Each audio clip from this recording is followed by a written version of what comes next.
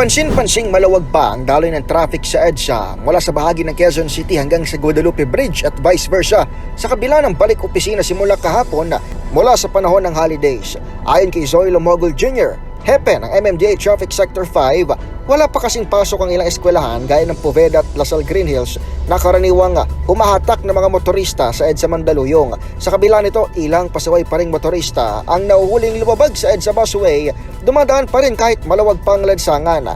Buhay naman ngayong umaga si Argel Cabrera na uuwi dapat Taguig mula sa birthday yan sa Quezon City.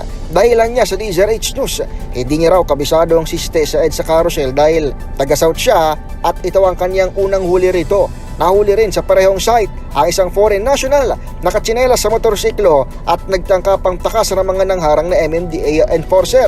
Ayon sa mga enforcer, pari sa Don Bosco sa Tondo, Maynila ang nahuling may emergency umano sa ospital sa kanyang sasakyan. Pare, positive. Itong isa sa mga nahuli. Kaya lang pare daw siya. At dumano yung violation sa bus lane eh. Bawal talaga. At ano yun sir eh, para nakasinelas ko siya kanina. Dalawa violation niya yung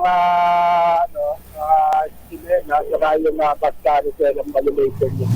Sa hiwalay na panayam ng DZRH, sinabi ni MMDA Strike Force Officer in Charge Gabriel Go na marami pa rin silang naitatalang pasaway kahit hindi pa nagbabalik ang pre-holidays na volume ng mga sasakyan. Sa katunayan, kahapon lamang umabot umano sa 116 ang natikita ng Strike Force sa kanilang buong araw na operasyon sa bus carousel. Ano pa rin kami, no? As I said, Special Operations Group will be intensifying the operations, hindi lang sa bus carousel but also in clearing operations sa mga mabuhay lanes and major thoroughfares.